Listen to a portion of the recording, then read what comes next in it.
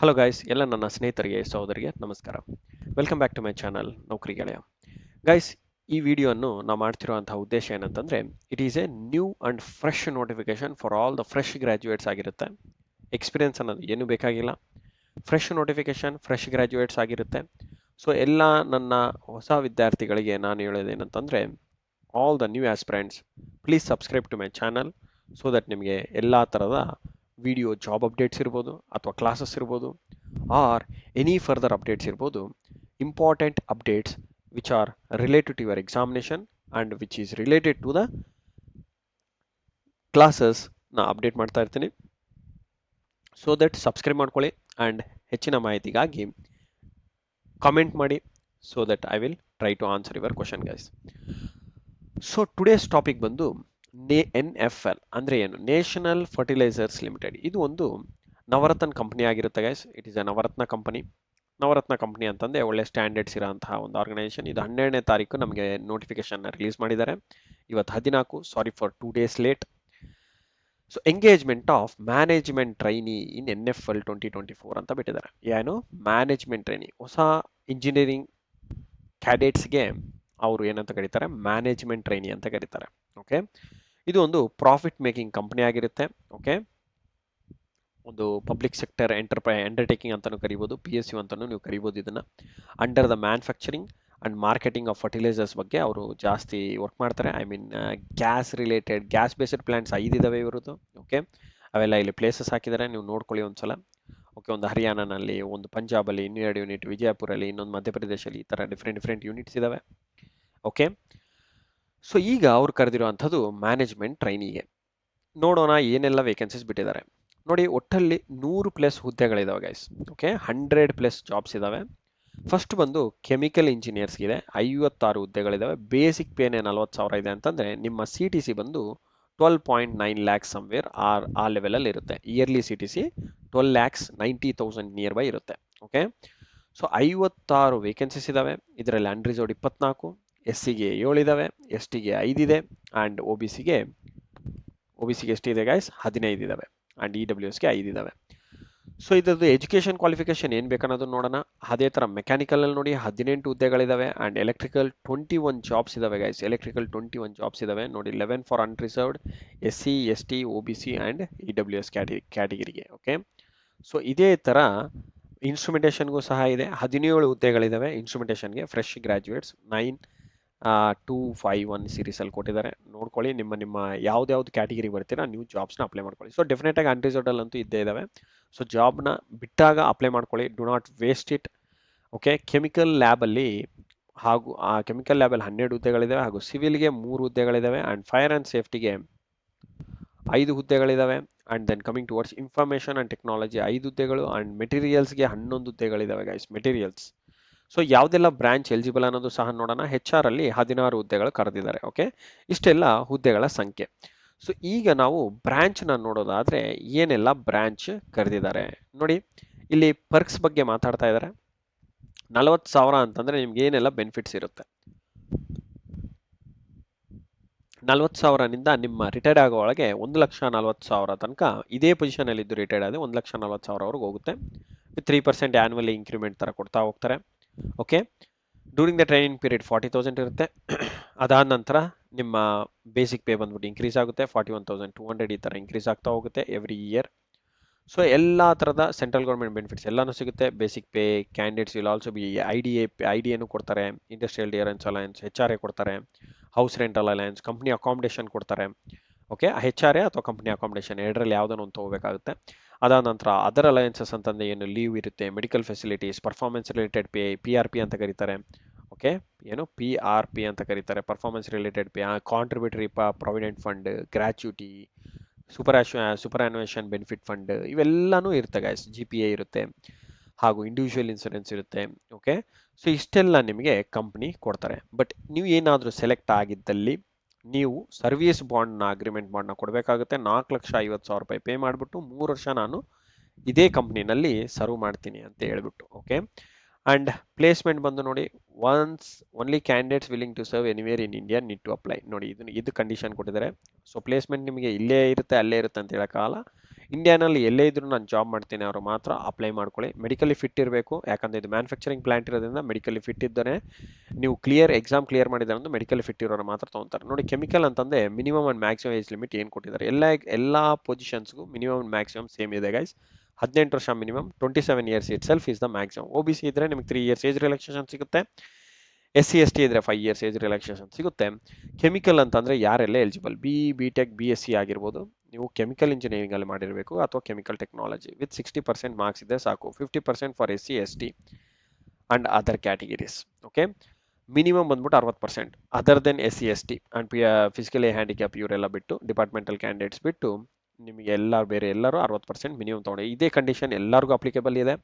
Mechanical ಅಂತಂದ್ರೆ mechanical ಇಂಜಿನಿಯರಿಂಗೇ ಮಾಡಿರಬೇಕು, ಬೇರೆ ಯಾವ ಡಿಗ್ರಿನೂ ಕನ್ಸಿಡರ್ ಮಾಡಲ್ಲ. ಎಲೆಕ್ಟ್ರಿಕಲ್ ಅಂದ್ರೂ ಸಹ ಎಲೆಕ್ಟ್ರಿಕಲ್ ಇಂಜಿನಿಯರಿಂಗ್ ಮಾಡಿರ್ಬೇಕು ಅಥವಾ ಎಲೆಕ್ಟ್ರಿಕಲ್ ಆ್ಯಂಡ್ ಎಲೆಕ್ಟ್ರಾನಿಕ್ಸ್ ಟ್ರಿಪಲ್ ಮಾಡಿದ್ರು ಸಹ ಎಲಿಜಿಬಲ್ ಇರ್ತೀರಾ.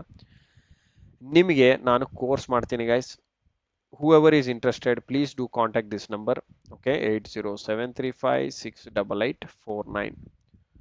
ಸೊ ಯಾರೆಲ್ಲ ಇಂಟ್ರೆಸ್ಟೆಡ್ ಇದ್ದೀರಾ ಎಲೆಕ್ಟ್ರಿಕಲ್ ಇಂಜಿನಿಯರಿಂಗ್ ಅಲ್ಲಿ ಬ್ಯಾಕ್ಗ್ರೌಂಡ್ ಅಲ್ಲಿ ಇರೋರಿಗೆ ನಾನು ಹೇಳ್ತಿರೋದು, ಹಾಗೂ ಇನ್ಸ್ಟ್ರುಮೆಂಟೇಷನ್ ಅವ್ರಿಗೂ ಸಹ electrical and instrumentation both of the ಪೀಪಲ್ಗೆ ಕೋರ್ಸ್ ಅವೈಲೇಬಲ್ ಇರುತ್ತೆ, ಕಾಂಟ್ಯಾಕ್ಟ್ ಮಾಡಿ. ಓಕೆ, ಆ್ಯಂಡ್ ಇನ್ಸ್ಟ್ರುಮೆಂಟೇಷನ್ ಅದೇ ನೋಡಿ, ಇನ್ಸ್ಟ್ರುಮೆಂಟೇಷನ್ ಆಗಿರ್ಬೋದು, ಇನ್ಸ್ಟ್ರುಮೆಂಟೇಷನ್ ಆ್ಯಂಡ್ ಕಂಟ್ರೋಲ್ ಆಗಿರ್ಬೋದು, ಎಲೆಕ್ಟ್ರಾನಿಕ್ಸ್ ಆ್ಯಂಡ್ ಇನ್ಸ್ಟ್ರುಮೆಂಟೇಷನ್ ಆಗಿರ್ಬೋದು, ಇನ್ಸ್ಟ್ರುಮೆಂಟೇಷನ್ ಆ್ಯಂಡ್ ಎಲೆಕ್ಟ್ರಾನಿಕ್ಸ್ ಆಗಿರ್ಬೋದು, electronics and instrumentation, industrial instrumentation, electronics and communication, ECE students ಸಹ ಎಲಿಜಿಬಲ್ ಇದ್ದಾರೆ ಇಲ್ಲಿ ನೋಡಿ.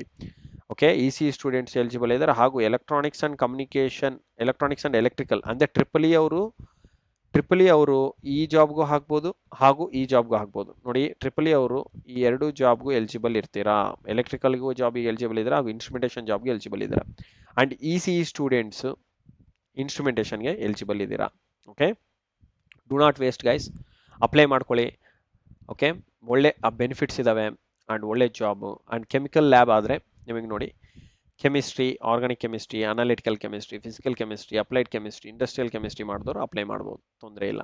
ಓಕೆ, ಆ್ಯಂಡ್ ಸಿವಿಲ್ ಇಂಜಿನಿಯರಿಂಗ್ ಆಗಿರಬೇಕು, ಬೇರೆ ಆಲ್ಟರ್ನೇಟಿವ್ ಬ್ರಾಂಚ್ ಇಲ್ಲ. ಫೈರ್ ಆ್ಯಂಡ್ ಸೇಫ್ಟಿ ಅಂತಂದು ನೋಡಿ, ಫೈರ್ ಆ್ಯಂಡ್ ಸೇಫ್ಟಿ ಆಗಿರಬೇಕು ಅಥವಾ fire and technology and safety from ACTC or UGC approved ಇದ್ರೂ ಸಾಕು. ಓಕೆ, ಅದು ಒಂದೇ ಇದ್ರೂ ನಡೆಯುತ್ತಾ, ಅಥವಾ ಫುಲ್ ಟೈಮ್ ರೆಗ್ಯುಲರ್ ಡಿಗ್ರಿ ನೀವು BTech BSc ನಲ್ಲಿ ಎಲೆಕ್ಟ್ರಿಕಲ್ ಮಾಡಿದ್ರು ಅಪ್ಲಿಕೇಬಲ್, ಮೆಕ್ಯಾನಿಕಲ್, ಕೆಮಿಕಲ್, ಫೈರ್ ಮಾಡಿದ್ರು ಸಹ ನೀವು ಎಲಿಜಿಬಲ್ ಇದ್ದೀರಾ. ಮಾಡಿದ್ರೆ along with that diploma in industrial ಸೇಫ್ಟಿನೂ ಸಹ ನಿಮ್ಮ ಹತ್ರ ಸರ್ಟಿಫಿಕೇಟ್ ಇರಬೇಕಾಗುತ್ತೆ ಗಾಯ್ಸ್. ಇದು very important, diploma in industrial safety ಮಾಡಿರಬೇಕಾಗುತ್ತೆ. ಆಗ ನೀವು ಈ ಪರ್ಟಿಕ್ಯುಲರ್ ವೇಕೆನ್ಸಿಗೂ ಸಹ ಅಪ್ಲೈ ಮಾಡ್ಬೋದು. ಫೈರ್ ಆ್ಯಂಡ್ ಸೇಫ್ಟಿನಲ್ಲಿ 4 ಹುದ್ದೆಗಳಿದ್ದಾವೆ, ಅದಕ್ಕೂ ಸಹ ನೀವು ಅಪ್ಲಿಕೇಬಲ್ ಇರ್ತೀರ only when you have industrial safety. ಇಲ್ಲ ಅಂತಂದರೆ ನೀವು ಈ ಇಂಜಿನಿಯರಿಂಗ್ ಮಾಡಿದರೆ ನೀವು ಅಪ್ಲೈ ಮಾಡ್ಬೋದು, ತೊಂದರೆ ಇಲ್ಲ. ಆ್ಯಂಡ್ IT ಇನ್ಫಾರ್ಮೇಷನ್ ಟೆಕ್ನಾಲಜಿ ಅಂತಂದರೆ ಕಂಪ್ಯೂಟರ್ ಸೈನ್ಸ್ ಬ್ಯಾಕ್ಗ್ರೌಂಡ್ ಅವರು ಹಾಗೂ IT ಅವರು ಅಪ್ಲೈ ಮಾಡ್ಕೋಬೋದು, ತೊಂದರೆ ಇಲ್ಲ. ಹಾಗೂ MCA ರೆಗ್ಯುಲರ್ MCA ಮಾಡಿದ್ರು ಸಹ ನೀವು ಎಲಿಜಿಬಲ್ ಫಾರ್ IT. ಮೆಟೀರಿಯಲ್ಸ್ ಅಂತಂದರೆ ಯಾರೆಲ್ಲ ಎಲಿಜಿಬಲ್ ಇದ್ದೀರಾ, ಮೆಕ್ಯಾನಿಕಲ್ ನೋಡಿ, ಮೆಕ್ಯಾನಿಕಲ್ ಅವರು ಈ ಹುದ್ದೆಗೆ ಎಲಿಜಿಬಲ್ ಇದ್ದೀರಾ. ಎಷ್ಟಿದ್ದಾವೆ ಮೆಟೀರಿಯಲ್ಸ್ ಎಲ್ಲ 11 ಹುದ್ದೆಗಳಿದ್ದಾವೆ, ನೆನ್ಪಿಟ್ಕೊಳ್ಳಿ. ಮೆಕ್ಯಾನಿಕಲಲ್ಲಿ 13-14 ಇದ್ದಾವೆ ಪ್ಲಸ್ ಈ 11, ಒಟ್ಟಲ್ಲಿ 2 ಜಾಬ್ಗೂ ನೀವು ಅಪ್ಲೈ ಮಾಡ್ಬೋದು. ಮೆಕ್ಯಾನಿಕಲ್ ಆಗಿರ್ಬೋದು, ಮೆಟೀರಿಯಲ್ ಸೈನ್ಸ್ ಆಗಿರ್ಬೋದು, material science and technology, material and science engineering, material science and engineering ಆಗಿರ್ಬೋದು, ಮಾಡಿದ್ರು ಎಲಿಜಿಬಲ್. ಅಥವಾ or in 2 years full time regular MBA ಅಥವಾ PGDBM ಮಾಡಿದ್ರು ಸಹ ನೀವು ಎಲಿಜಿಬಲ್. ವಿತ್ ಸ್ಪೆಷಲೈಸೇಷನ್ ನೋಡಿ, ಮೆಟೀರಿಯಲ್ ಮ್ಯಾನೇಜ್ಮೆಂಟ್ ಅಥವಾ ಲಾಜಿಸ್ಟಿಕ್ ಮ್ಯಾನೇಜ್ಮೆಂಟ್ ಅಥವಾ ಸಪ್ಲೈ ಚೈನ್ ಮ್ಯಾನೇಜ್ಮೆಂಟ್ ಮಾಡಿರಬೇಕಾಗಿರುತ್ತೆ. ಓಕೆ, ಆ್ಯಂಡ್ HR ಅಂತಂದರೆ ನೀವು MBA ಮಾಡಿರಬೇಕಾಗಿರುತ್ತೆ. ಓಕೆ, 2 years MBA ಅಥವಾ PG degree integrated MBA from universities ಮಾಡಿರಬೇಕು. And with various other branches ಎಲ್ಲ ಕೊಟ್ಟಿದ್ದಾರೆ ನೋಡಿ, ವಿತ್ ಸ್ಪೆಷಲೈಸೇಷನ್ ಇವೆಲ್ಲ ಮಾಡಿದರೆ ನೀವು ಎಲಿಜಿಬಲ್ ಗೈಸ್. ಸೊ ಈಗ coming towards cut off eligibility date ನೋಡಿ, ಎಕ್ಸ್ಪೀರಿಯನ್ಸ್ ಏನಾದರೂ ಇದ್ದಲ್ಲಿ 31/5/2024 ಒಳಗಡೆನೆ ನಿಮ್ಮ ಎಲ್ಲ ಕಟ್ ಆಫು ಇರಬೇಕು. ಏಜ್ ಇರ್ಬೋದು, ಎಜುಕೇಷನ್ ಕ್ವಾಲಿಫಿಕೇಷನ್, ಎಕ್ಸ್ಪೀರಿಯನ್ಸು. ಓಕೆ, ಇವೆಲ್ಲ ಅದಾದ ನಂತರ ಏಜ್ ಲಿಮಿಟ್ ಕೊಟ್ಟಿದ್ದಾರಲ್ವ, ಅದೇ ಥರನೇ ಇರುತ್ತೆ, ನಾನು ಹೇಳಿದ್ದೀನಲ್ವ ಅದು as per that. Education qualification is very clear, no need to study again. ಈಗ ಫೀ ಬಗ್ಗೆ ಬಂದೆ, ಎಲ್ಲರೂ 700 ರೂಪಾಯಿ ಕಟ್ಟಲೇಬೇಕು. ಎಲ್ಲರೂ ಅಂದು ಯಾರು general, OBC, EWS category and other categories ಅವ್ರು ಪೇ ಮಾಡೋದು ಬೇಕಾಗಿಲ್ಲ. You guys directly can apply. And ಈ ಗ್ರೇಡ್ ಬಂದ್ಬಿಟ್ಟು ನೋಡಿ, ನಿಮಗೆ E1 ಗ್ರೇಡ್ ಇರುತ್ತೆ. Okay, and other candidates apply ಮಾಡೋದು ಬೇಕಾಗಿಲ್ಲ. No mode of payment, other mode is acceptable and application fee once paid will not be reimbursable, and SC, ST, PWD department candidates are not required to pay any fee. Okay, ಈಗ application procedure ಹೇಗೆ ನೋಡಿ. Application ಯಾವಾಗಿಂದ ಚಾಲು ಆಗಿದೆ? 12ನೇ ತಾರೀಕಿನ ಚಾಲು ಆಗಿದೆ. Application apply online from 12/6/2024 ಇಂದ ನೆಕ್ಸ್ಟ್ ಮಂತ್ 2nd ತನಕ ಇದೆ. ಅಂದರೆ ಜೂಲೈ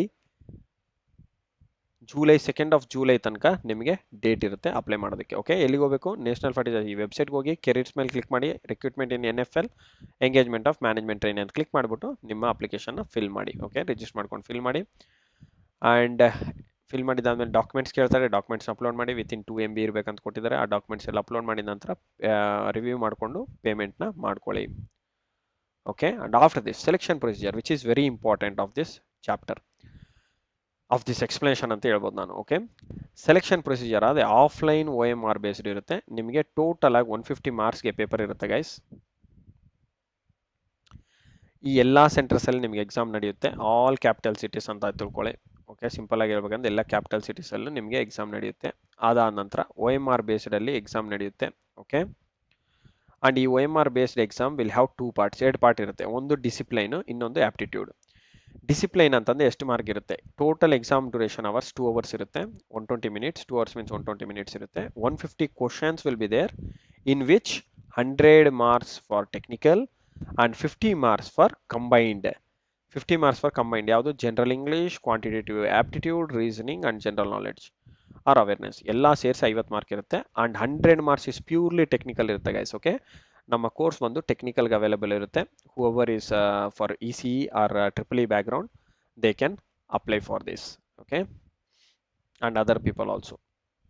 ಆ್ಯಂಡ್ ಒನ್ಸ್ ಆಫ್ಟರ್ ಈ ಎಕ್ಸಾಮ್ನ ಪಾಸ್ ಮಾಡಿದ ನಂತರ you will be going to the next examination, that is interview ಇರುತ್ತೆ. It is not examination, it is a interview. 1:5 ಅಲ್ಲಿ ಕಾಲ್ ಮಾಡ್ತಾರೆ. 5 ಎಲಿಜಿಬಲ್ ಕ್ಯಾಂಡಿಡೇಟ್ಸ್ನ ಇಂಟರ್ವ್ಯೂ ಮಾಡ್ತಾರೆ. The one who is selected will get an SMS. Okay, and 2-tier AC class booking ಮಾಡ್ಕೊಂಬರ್ಬೋದು if the interview place is in other then your state. And final selected candidates, final selection will be based on the offline OMR will be, and 80% will be taken and personal interview for 20% marks. Both of them 100% based ಮೇಲೆ select ಮಾಡ್ತಾರೆ. And then document verification and medical test. After that you will be selected guys. Okay, that is what all about this notification guys, and other important information is not required, which is all the terms and conditions. But important dates are important. Cutoff date is 31/5.